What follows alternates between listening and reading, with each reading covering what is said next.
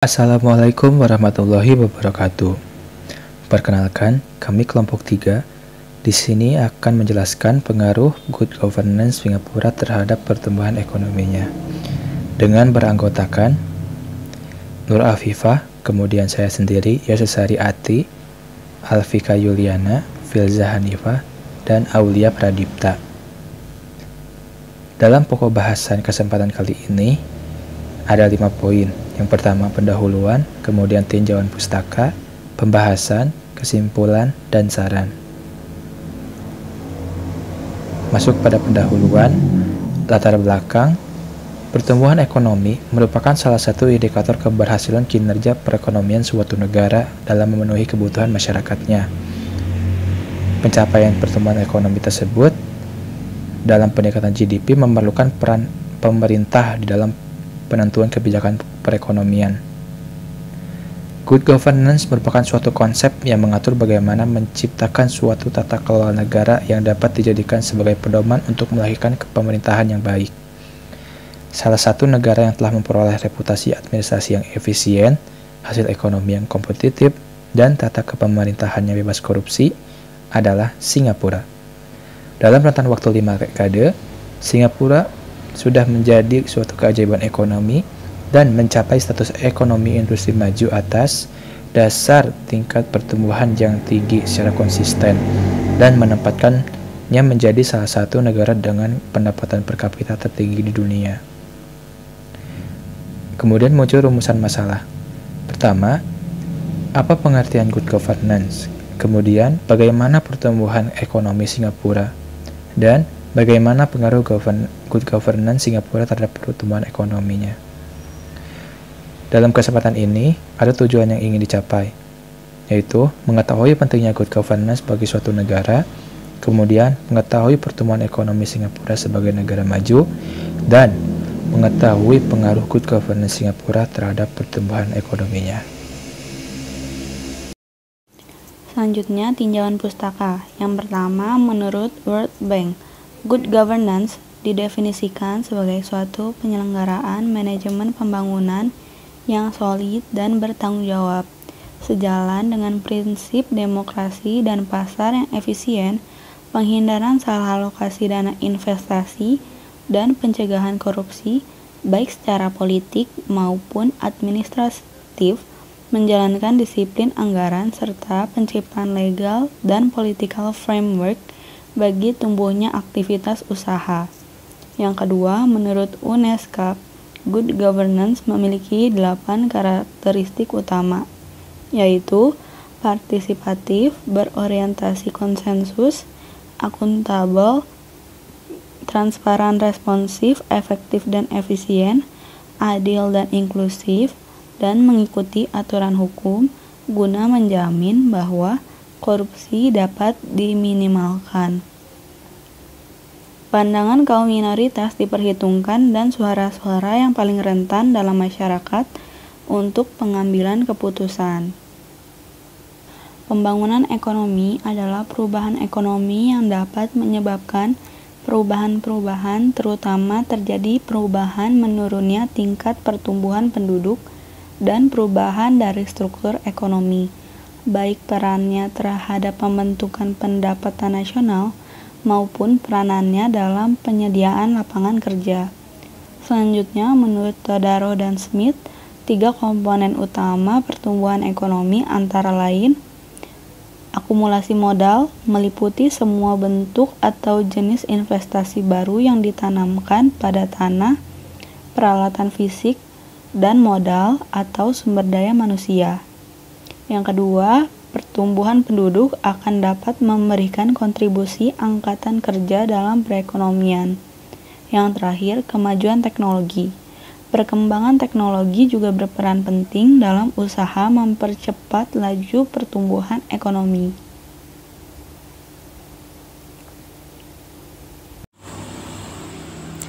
Pada pembahasan kali ini, kelompok kami membahas 3 hal, yaitu pengertian good governance, pertumbuhan ekonomi Singapura, serta pengaruh good governance Singapura terhadap pertumbuhan ekonominya. Yang pertama, pengertian good governance.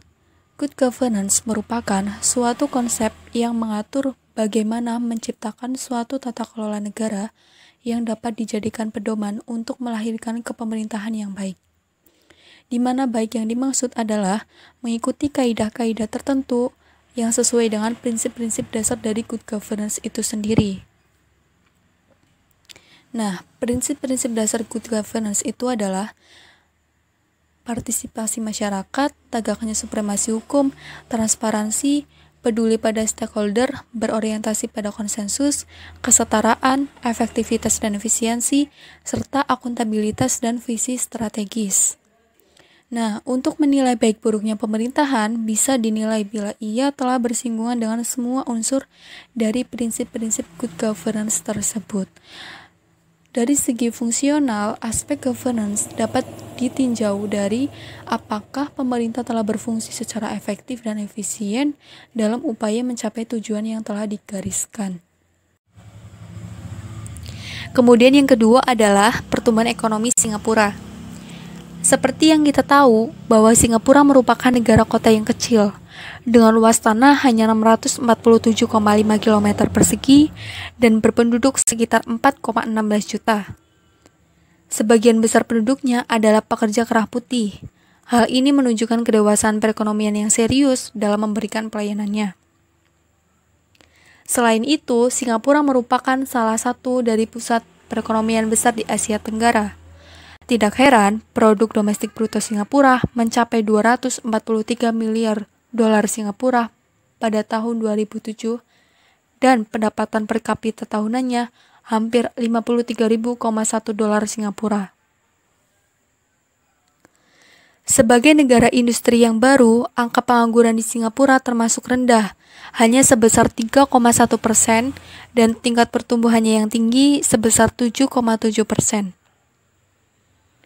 Hanya sekitar 17% dari jumlah penduduk yang bekerja di pabrik, sedangkan 12,4% lainnya bergerak di bisnis jasa. Kontributor utama perekonomian Singapura adalah pariwisata.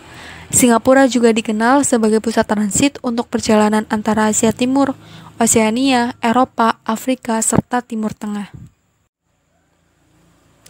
Berikut adalah data pertumbuhan ekonomi dan tingkat pengangguran Singapura dari tahun 2009 sampai tahun 2019 yang bersumber dari Databox. Data tersebut menunjukkan bahwa pertumbuhan ekonomi Singapura mengalami fluktuasi dari tahun ke tahun. Pada tahun 2009, Singapura mengalami penurunan pertumbuhan ekonomi yang cukup signifikan akibat lanjutan krisis finansial tahun 2008, yakni hanya tumbuh sebesar 0,1%. Hal ini menyebabkan menurunnya permintaan impor di negara maju sehingga pertumbuhan ekonomi di Asia Tenggara, Asia Selatan, dan Asia Timur sebagai pengekspor mengalami kemerosotan terhadap kinerja perekonomian, termasuk Singapura itu sendiri. Namun pada tahun 2010, Singapura mengalami peningkatan pertumbuhan ekonomi yang sangat signifikan, yakni tumbuh sebesar 14,5%. Angka tersebut mengukuhkan posisi Singapura sebagai negara dengan ekonomi terkuat di Asia.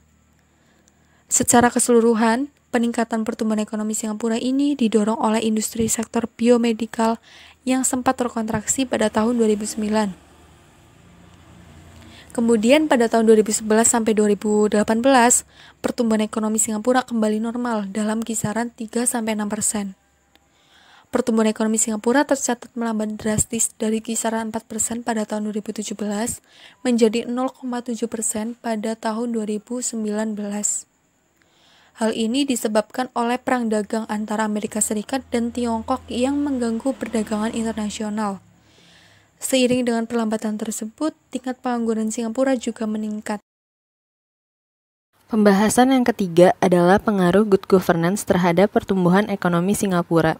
Pertumbuhan ekonomi suatu negara biasa digunakan sebagai indikator yang melihat keberhasilan dari sistem perekonomian negara tersebut dalam memenuhi kebutuhan masyarakatnya yang diukur dari perkembangan perekonomian dari tahun ke tahun dengan menggunakan pengukuran produk domestik bruto atau PDB setiap tahunnya. Peran pemerintah pada sektor perekonomian diperlukan untuk meningkatkan PDB atau GDP dalam rangka mencapai pertumbuhan ekonomi, karena pemerintah merupakan pihak yang memiliki hak dan wewenang dalam kebijakan-kebijakan yang dapat mendorong serta menjaga kestabilan ekonomi. Peran pemerintah dalam membuat kebijakan tak lepas dari kualitas pemerintah itu sendiri untuk menyelenggarakan tata pemerintahan yang baik atau good governance. Keberhasilan penyelenggaraan tata pemerintah yang baik ditentukan oleh keterlibatan dan kerjasama dari 3 pihak, yaitu pemerintah, masyarakat, dan pihak swasta. Namun, dalam mewujudkan perekonomian yang maju, selalu ada permasalahan yang sering dihadapi oleh sebagian negara, terutama negara sedang berkembang dan negara terbelakang, seperti tingginya tingkat kemiskinan, rendahnya kualitas pelayanan kesehatan, angka harapan hidup yang rendah, tingkat pendidikan yang rendah, kesenjangan pendapatan, dan angka pengangguran yang tinggi yang akan berdampak pada rendahnya laju pertumbuhan ekonomi di negara tersebut. Berdasarkan Worldwide Governance Indicators, terdapat 6 indikator yang mengukur tata kelola pemerintahan yang baik, yaitu yang pertama adalah Fairness and Accountability, yaitu sejauh mana warga negara dapat berpartisipasi memilih partai dan pemimpin, serta kebebasan berpendapat, berserikat, dan menentukan kebijakan publik. Yang kedua adalah Political Stability and Absence of Violence, yaitu ukuran persepsi bahwa pemerintah akan stabil atau dapat digulingkan oleh undang-undang atau dengan cara kekerasan. Yang ketiga adalah Government Effectiveness, yaitu ukuran kualitas pelayanan publik, kualitas pelayanan sipil, implementasi kebijakan, serta komitmen pemerintah terhadap kebijakan. Yang keempat adalah Regulatory Quality, yaitu ukuran kemampuan pemerintah untuk merumuskan dan melaksanakan kebijakan serta peraturan dan mempromosikan pengembangan sektor swasta. Yang kelima ada Rule of Law, yaitu ukuran sejauh mana seseorang mematuhi aturan masyarakat dan menegakkan hukum. Dan yang terakhir adalah Control of Corruption, yaitu ukuran sejauh mana kekuasaan dimanfaatkan untuk kepentingan pribadi dan untuk melakukan tindakan korupsi. Singapura merupakan salah satu negara yang mengadopsi reformasi berorientasi pada pasar atau market driven. Pada tahun 1959, Singapura mengadopsi bentuk pemerintahan parlementer di bawah People's Action Party atau PAP dan memimpin pembentukan development state yang sejak saat itu sektor swasta domestik di Singapura relatif lemah dan yang menjadi pemeran utama dikuasai oleh negara dan birokrasi dalam mendorong pertumbuhan ekonomi. Pemerintah Singapura menjamin adanya birokrasi yang efisien yang digunakan untuk mengatur sistem pasar dan perkembangan sektor lainnya. Sejak pembentukan development state, sektor publik menjadi sektor yang utama dalam perekonomian nasional di Singapura. Hal itu ditunjukkan dengan pemerintah Singapura mengembangkan dan membangun institusi terkait atau perusahaan yang dimiliki, dikelola atau diawasi oleh negara. Namun dalam 2 dekade terakhir ini, peran sektor publik di Singapura sebagai sektor utama berkurang, ditandai dengan pemerintah mulai mengizinkan perusahaan swasta lokal dan asing untuk bersaing di sektor-sektor yang telah dimonopoli oleh negara, seperti sektor telekomunikasi dan sektor perbankan. Peran sektor publik tetap dominan untuk mendukung sektor swasta dalam menciptakan suasana yang kondusif untuk bisnis dan dalam hal menguntungkan tarif pajak penghasilan badan, infrastruktur fasilitas, peraturan perdagangan, dan izin usaha. Reformasi governance dan birokrasi di Singapura telah terbukti mampu mengelola ekonomi nasional yang berkoordinasi dengan modal asing dan menghasilkan ekonomi yang baik. Meskipun sektor swasta domestik telah menjadi mitra aktif pemerintah dalam pembangunan ekonomi, peran negara masih tetap penting di dalam pertumbuhan ekonomi Singapura. Yang telah disampaikan dapat disimpulkan bahwa yang pertama, penilaian dalam hal penyelenggaraan tata pemerintahan yang baik atau good governance dapat dilihat dengan 6 indikator menurut Worldwide Governance Indicator. Yang kedua, kualitas tata pemerintahan yang baik dapat berpengaruh secara signifikan terhadap pertumbuhan ekonomi di suatu negara, walaupun terdapat beberapa permasalahan di sebagian negara, terutama di negara berkembang dan negara terbelakang. Yang ketiga, Singapura merupakan salah satu negara yang telah melakukan reformasi governance yang berorientasi pada pasar dan telah membuktikan bahwa reformasi governance dan birokrasi negara tersebut berhasil.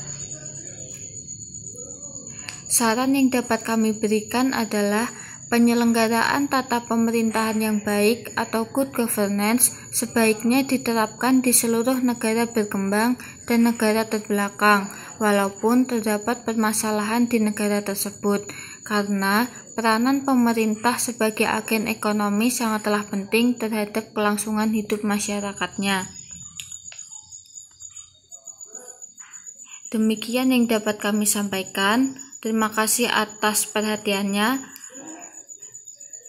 Kurang lebihnya kami mohon maaf. Wassalamualaikum warahmatullahi wabarakatuh.